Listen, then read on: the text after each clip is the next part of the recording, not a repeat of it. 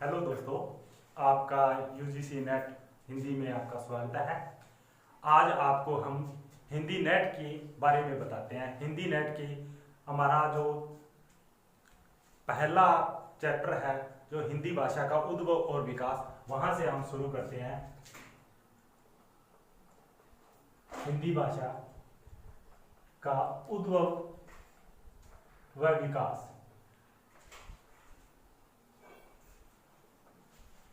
दोस्तों, जिस प्रकार हमारा भी एक परिवार होता है, उसी हिसाब से भाषा का भी एक परिवार होता है। हम बात करते हैं भाषा परिवार की। पूरे विश्व के अंदर 13 भाषा परिवार है। पूरे विश्व के अंदर 13 भाषा परिवार है, जिसमें से 3000 भाषाएं हैं। दोस्तों, हम बात कर रहे हैं हिंदी की भाषा परिवार, हिंदी का भाषा परिवार। हमने हिंदी के बारे में करनी है बात, तो हम भारत के निवासी हैं, हम भारत की भाषा के बारे में बातचीत करते हैं। भारत में कौन सी भाषा परिवार बोली जाती है? पूरे विश्व की बात करते हैं तो 13 भाषा परिवार है। पूरे विश्व के अंदर 13 भाषा परिवार है, जिसमें से भारत में बहुरूपीय भाषा परिवार। दोस्तों, भारत के अंदर एक परिवार है जो बहुरूपीय भाषा परिवार के नाम से जाना जाता है। पहले हम बहुरूपीय शब्द का अर्थ जान लेते हैं। दोस्तों, बहुरूपीय शब्द का अर्थ क्या है? Bharat plus Europe. कहने का भाव क्या है? ये बहुरूपीय भाषा परिवार है जो भारत के साथ साथ यूरोप में भी बोली समझी जाती है। भारत के अंदर यह दो भागों में विभक्त है। नंबर 1, उत्तरी भारतीय आर्य भाषा परिवार। दूसरा है दक्षिण भारतीय आर्य भाषा परिवार। दोस्तों, ये दो भागों में भारत के अंदर बोली जाती है। उत्तरी, जो भारत के उत्तरी क्षेत्र में बोली जाती है, उसको उत्तरी भारतीय आर्य भाषा के नाम से जाना जाता है। जो दक्षिण भारत के क्षेत्र में बोली जाती है, उसको दक्षिण भारतीय आर्य भाषा बोला जाता है। उत्तरी को आर्य भाषा परिवार के नाम से भी जाना जाता है और दक्षिण को द्रविड़ भाषा परिवार के नाम से जाना जाता है। ये है हमारी भाषा के बारे में। दोस्तों, आगे हम करते हैं। एक हमारा क्वेश्चन आता है यूजीसी नेट के अंदर, बहुत बारी ये क्वेश्चन पूछा भी जाता है। दोस्तों, इसमें एक क्वेश्चन यह आता है, इनकी आबादी पूछ लेते हैं। इनकी कुल आबादी कितनी है? बोलने वालों की कुल आबादी कितनी है? दोस्तों, हम बात करते हैं बहुरूपीय भाषा को बोलने वालों की आबादी कितनी है? ये है 73%। फिर दूसरी बात आती है द्रविड़ भाषा को बोलने वालों की आबादी 25% है। तीसरा आता है ऑस्ट्रिक। इनकी दोस्तों 0.13%, 1.30% आबादी होती है। चौथा ऑप्शन में आएगा हमारा चीनी तिब्बत। दोस्तों, ये 0.070% आबादी होती है। ये हमारी 100% हो जाता है। दोस्तों, यहां से एक क्वेश्चन यूजीसी डालती ही डालती है। यहाँ से इनका परसेंट पूछ लेते हैं। ये काफी पुराने, अगर एग्जाम पेपर से आप उठाकर देखोगे तो उनमें से आपको क्वेश्चन ये देखने को मिलेगा। ऐसे ही यूजीसी घुमा फिरा कर क्वेश्चन देती है। दोस्तों आगे हम करते हैं इनके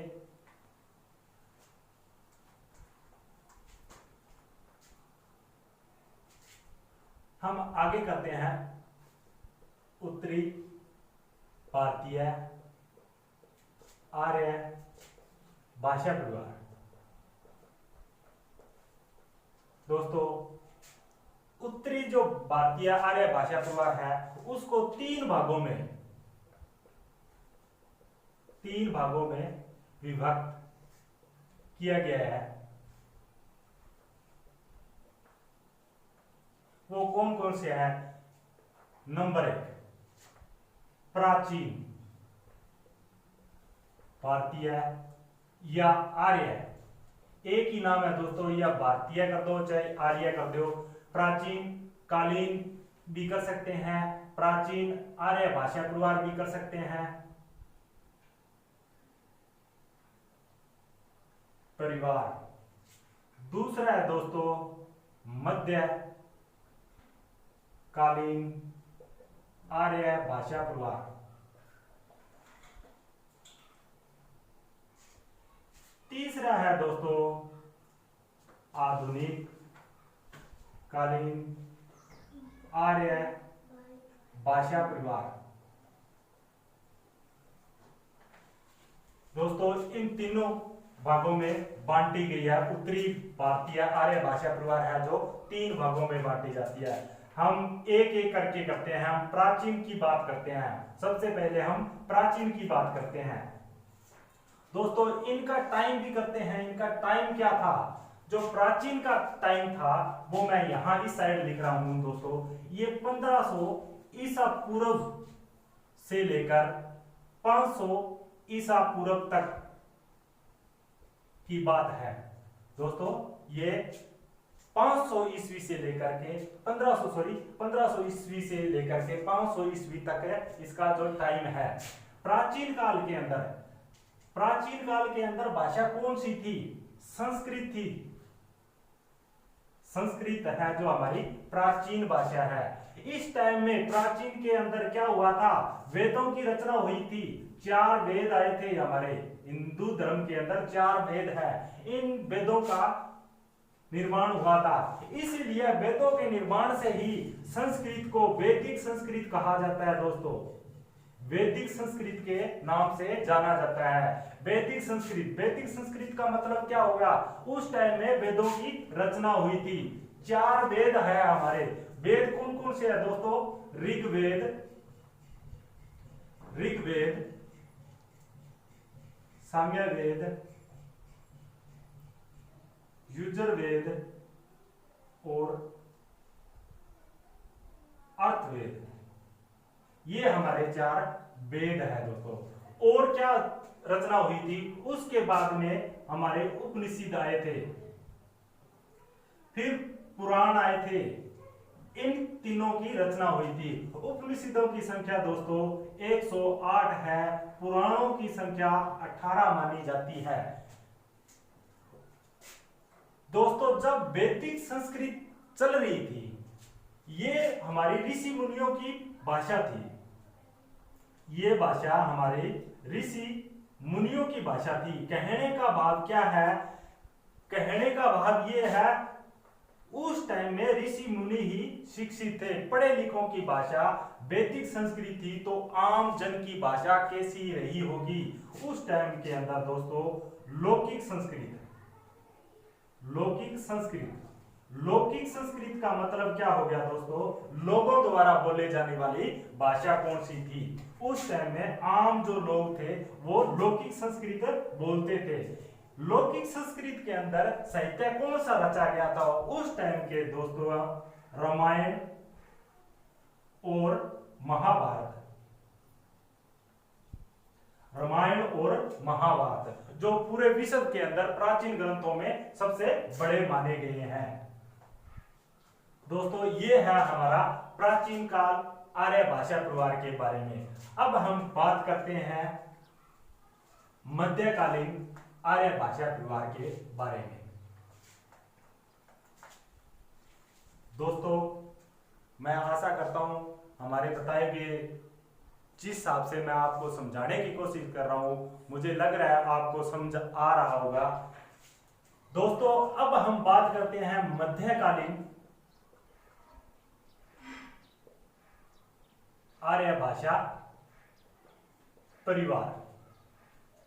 दोस्तों, इसके अंदर क्या था, मध्यकालीन के अंदर क्या था, इसका टाइम क्या था, 500 ईसा पूर्व से लेकर 1000 ईस्वी तक।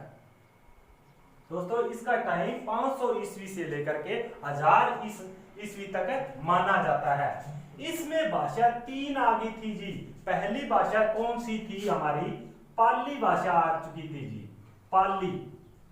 दूसरी थी हमारी प्राकृत, और तीसरी थी हमारी अपभ्रंश।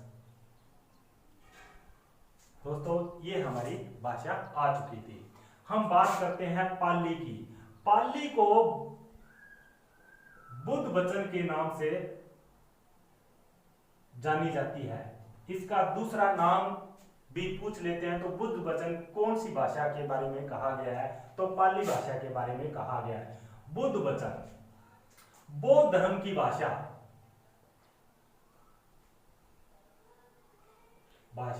ये भी पूछ सकते हैं दोस्तों, बौद्ध धर्म की भाषा कौन सी है, पाली है। और इसको प्रथम प्राकृत नाम से भी जानी जाता है, इसको इन नामों से जाना जाता है। अब बात करते हैं हम दोस्तों पाली भाषा। अब आपको ये तो पता हो गया, पाली भाषा है जो बौद्ध धर्म की भाषा रही थी। महात्मा बुद्ध ने जो अपने प्रवचन दिए थे तो उन्होंने पाली भाषा के अंदर दिए थे। पाली धर्म का क्षेत्र कौन सा माना जाता है दोस्तों, ये भारत का पूर्वी क्षेत्र था जो मगध था। किसी टाइम में मगध साम्राज्य बहुत, अशोक के टाइम में बहुत बड़ा साम्राज्य माना जाता था। जो मगध का क्षेत्र था ना, वो है हमारी पाली भाषा का क्षेत्र माना जाता है। ये भारत के पूर्वी भाग में है, पूर्वी भारत का क्षेत्र माना जाता है दोस्तों। इसके अंदर क्या था, बौद्ध धर्म के ना त्रिपिटक थे जी। त्रिपिटक का मतलब क्या था, 3 ग्रंथ लिखे गए थे। बौद्ध धर्म के 3 ग्रंथ लिखे गए थे। पहला कौन सा था, सूत पिटक। दूसरा था अभिधम्म पिटक, और तीसरा था हमारा विनय पिटक। दोस्तों, ये 3 बौद्ध धर्म के 3 ग्रंथ माने जाते हैं, जिनका त्रिपिटक के नाम से जाना जाता है। इनकी श्रीलंका के अंदर इनका लिखने का जो कार्य था वो श्रीलंका के अंदर हुआ था। श्रीलंका का जो शासक था, उन्होंने अपने राजा को, उन्होंने बौद्ध धर्म का अनुयायी होने के नाते उन्होंने यह आज्ञा ले ली थी कि जो जितना भी साहित्य लिखा जाएगा वो हमारे श्रीलंका के अंदर छापा जाएगा। दोस्तों, अब हम बात करते हैं प्राकृत की। हमारी दूसरी भाषा आ गई प्राकृत की। प्राकृत दोस्तों, एक क्वेश्चन बहुत बार ये पूछा जाता है, राजशेखर है ना, हमारा एक राइटर है राजशेखर, ये यूजीसी नेट काफी बार क्वेश्चन पूछ चुकी है। राजशेखर ने ना प्राकृत को मीठी भाषा कहा है।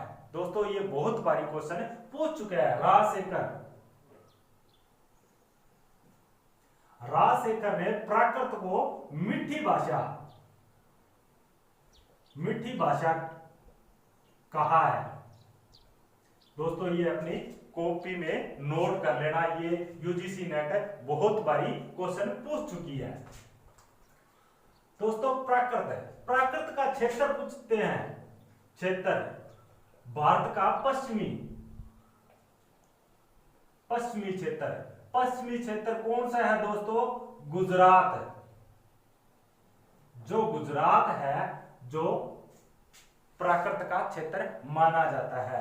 दोस्तों दूसरा क्वेश्चन ये पूछ लेते हैं, प्राकृत है वो किस धर्म की भाषा मानी जाती है? जैन धर्म, जैन धर्म की भाषा मानी जाती है। प्राकृत है जो जैन धर्म की भाषा मानी जाती है। हमारे जैन धर्म के संस्थापक कौन थे? महावीर प्रसाद स्वामी तीर्थकर, 24वें तीर्थकर हुए थे। दोस्तों इसके बारे में यही पूछा जाता है। अगर बात क्वेश्चन की बात करते हैं, प्राकृत भाषा जैन धर्म की भाषा है, उसको प्राकृत भाषा कहते हैं। अगर बात कर लेते हैं प्रथम प्राकृत, आप कंफ्यूज नहीं होना है दोस्तों, प्रथम प्राकृत की बात करते हैं तो हमारी पाली भाषा आएगी। दोस्तों पाली भाषा आएगी। प्रथम प्राकृत की बात करते हैं तो पाली भाषा आती है। इस चीज का ध्यान रखना, कंफ्यूज मत होना, क्योंकि यूजीसी नेट में जितने भी क्वेश्चन आते हैं ऐसे ही डालते हैं। दोस्तों उसके बाद में प्राकृत के 5 भेद और बताए गए हैं। प्राकृत के 5 भेद और बताए गए हैं। 5 भेद वो कौन से हैं आपको मैं लॉजिक के जरिए बता रहा हूं।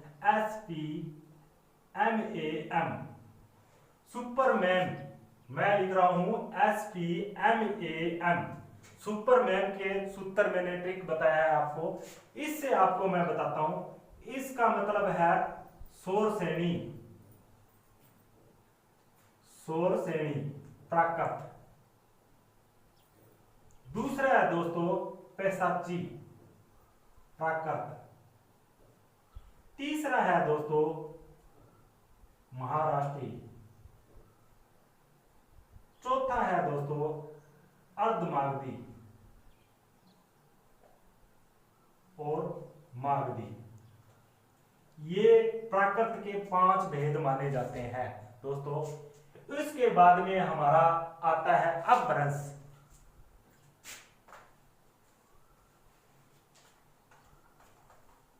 अब हम बात करते हैं अपभ्रंश। दोस्तों इसका टाइम 500 ईस्वी से लेकर 1000 ईस्वी तक माना जाता है। अपभ्रंश के जो प्राकृत के 5 भेद थे दोस्तों, वो अपभ्रंश के अंदर आकर के 7 भेद हो गए थे। 7 भेद हो गए थे। वो 7 भेद कौन कौन से है? SP, BK, MAM। दोस्तों ये लॉजिक मैंने बनाया है, इसको समझने की कोशिश कर रहा हूं। SP वो पहले वाला ही है, सुपर। BK भाई की, मैम, मैंने इसको इस हिसाब से बनाया है ताकि हमारे याद रह सके। दोस्तों SP सुपर, BK भाई की, MA ma'am, MAM ma'am, super भाई की मैम। इसमें दोस्तों सौर श्रेणी, पैसाची, दूसरा B से ब्राचड़, K से खस, M से महाराष्ट्री और A से अर्धमागधी और M से मागधी। सॉरी दोस्तों, पहले हम अपभ्रंश के बारे में थोड़ा सा बताया नहीं, अब मेरे याद आया।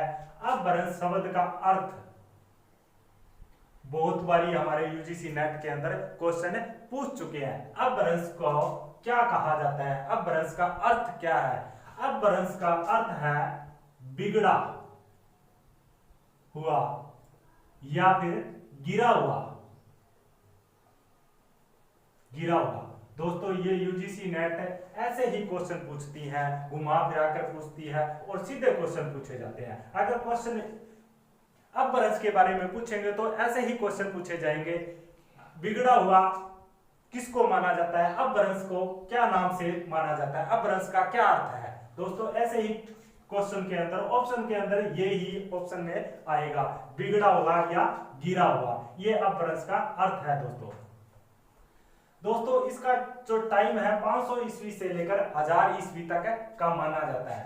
दोस्तों यहां हम बात कर रहे हैं हिंदी भाषा की, यहां से निकल करके आती है हमारी भाषा है जो यहां से निकल कर आती है सौर श्रेणी, यहां से कौन कौन सी भाषा निकल के आएगी, यहां से निकल के आती है हमारी राजस्थानी, गुजराती,